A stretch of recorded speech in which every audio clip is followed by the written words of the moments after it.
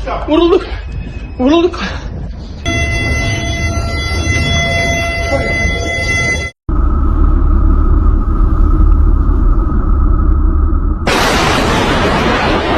Apakah Rusia benar-benar siap menyeret dunia ke perang laut terbuka? Jawabannya ada di akhir video ini. Kalau kita tarik mundur ingatan, dunia sebenarnya sudah pernah melihat pola seperti ini. Ketika Amerika Serikat merasa dirugikan, maka laut bukan lagi sekadar jalur perdagangan, melainkan arena tekanan geopolitik. Dan kini, Rusia sedang memainkan kartu yang sama, bahkan dengan skala yang lebih berani dan jauh lebih beresiko. Penyitaan 2 kapal oleh Amerika Serikat di kawasan Atlantik dan Karibia beberapa waktu lalu bukan sekadar insiden hukum maritim biasa. Bagi Moskow, itu adalah simbol arogansi Barat yang terus menekan Rusia pasca invasi ke Ukraina.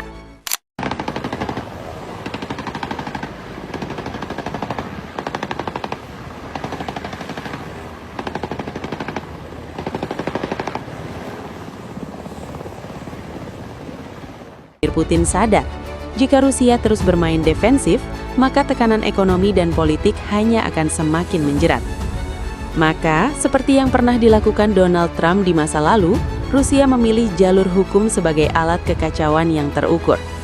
Dengan dalih pelanggaran regulasi dan keamanan, Moskow menyita sedikitnya 12 kapal komersial yang terafiliasi dengan Amerika Serikat dan sekutunya. Lokasinya tidak main-main, mulai dari Laut Hitam, Laut Baltik, hingga perairan Arktik. Dampaknya langsung terasa. Ratusan pelaut sipil kini berubah status menjadi kartu tawar dalam kebuntuan geopolitik global. Situasi semakin panas ketika konflik Rusia dan Ukraina tidak lagi berhenti di darat, tetapi merembet ke laut. Dalam kurun waktu 24 jam, 2 kapal kargo sipil berbendera asing diserang drone Rusia di dekat pesisir selatan Ukraina. Serangan ini terjadi di sekitar wilayah Odesa, kawasan vital bagi ekspor pertanian Ukraina.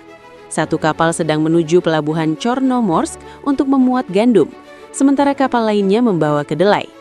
Akibat serangan ini, 1 awak kapal tewas dan beberapa lainnya luka-luka. Pemerintah Ukraina dengan tegas menyebut serangan ini sebagai bukti bahwa Rusia secara sadar menargetkan objek sipil, jalur perdagangan internasional, dan logistik pangan global.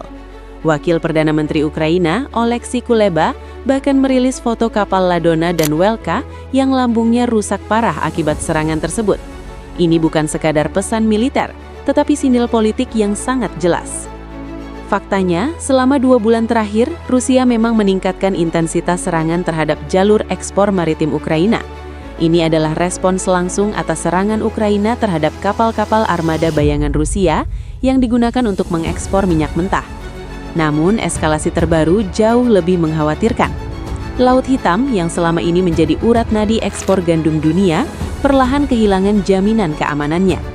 Data dari otoritas pelabuhan Ukraina yang dikutip Reuters menunjukkan bahwa sepanjang tahun 2025, jumlah serangan Rusia terhadap fasilitas pelabuhan di wilayah Odesa melonjak hampir 3 kali lipat dibandingkan tahun sebelumnya, mencapai 96 serangan. Angka ini bukan sekadar statistik, tetapi ancaman langsung terhadap stabilitas pangan global. Yang membuat situasi semakin sensitif adalah fakta bahwa serangan Rusia kini menyentuh kapal-kapal milik negara anggota Pakta Pertahanan Atlantik Utara. Salah satu contoh paling menonjol adalah serangan terhadap kapal Wasik, kapal kargo milik perusahaan Turki yang berbasis di Istanbul. Kapal ini memiliki bobot mati lebih dari 8.000 ton dan sedang berada di koridor laut Ukraina ketika bagian atasnya dihantam drone Rusia. Tidak berhenti di situ, pada bulan sebelumnya, Ukraina juga menuding Rusia bertanggung jawab atas serangan terhadap 2 feri kargo Turki lainnya.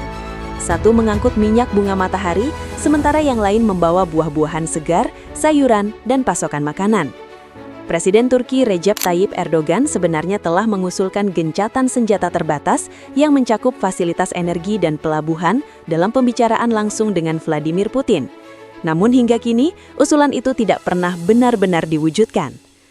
Di titik ini, kita mulai melihat pola yang sangat jelas. Rusia tidak hanya membalas Ukraina, tetapi juga mengirim pesan kepada negara manapun yang masih berani berafiliasi dengan Kiev. Ukraina dengan dukungan Barat semakin sering menggunakan drone laut untuk menyerang kapal-kapal yang terhubung dengan ekspor minyak Rusia. Sebagai balasan, Moskow memperluas targetnya dari infrastruktur pelabuhan hingga kapal sipil berbendera negara netral. Sejak akhir tahun 2025, gelombang serangan drone Rusia terus menghantam kawasan Laut Hitam. Kapal berbendera Panama seperti M. Makris III dan Kapten Karam menjadi sasaran. Bahkan pada 23 Desember, sebuah kapal berbendera Lebanon yang mengangkut kedelai Ukraina juga mengalami kerusakan serius akibat serangan terhadap pelabuhan Odessa.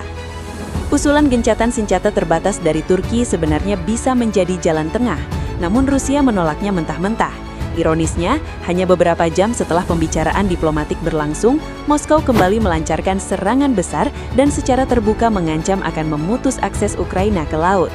Saat itu, Rusia berdalih bahwa serangan tersebut merupakan balasan atas serangan drone maritim Ukraina terhadap kapal tanker armada bayangan Rusia. Disinilah peran Amerika Serikat kembali menjadi sorotan. Moskow secara terbuka menuduh Washington sebagai pihak yang memulai eskalasi, terutama setelah penyitaan kapal tanker di Atlantik Utara. Amerika Serikat menuding kapal tersebut membawa minyak untuk negara-negara yang berada di bawah sanksi Barat seperti Venezuela, Rusia, dan Iran. Namun bagi Kremlin, langkah ini adalah provokasi langsung yang berpotensi menciptakan krisis internasional yang jauh lebih luas. Ketegangan ini semakin diperparah oleh kebuntuan diplomasi. Amerika Serikat frustrasi karena tidak ada kemajuan signifikan dalam upaya mengakhiri perang di Ukraina. Presiden Donald Trump bahkan secara terbuka menyatakan ketidakpercayaannya terhadap klaim Rusia terkait serangan Ukraina terhadap properti milik Putin. Satu pihak bersikeras bahwa mereka bertindak sesuai hukum internasional, sementara pihak lain menyebut pelanggaran tetap terjadi. Menariknya, di tengah eskalasi ini, Amerika Serikat sempat menunjukkan isyarat pelunakan.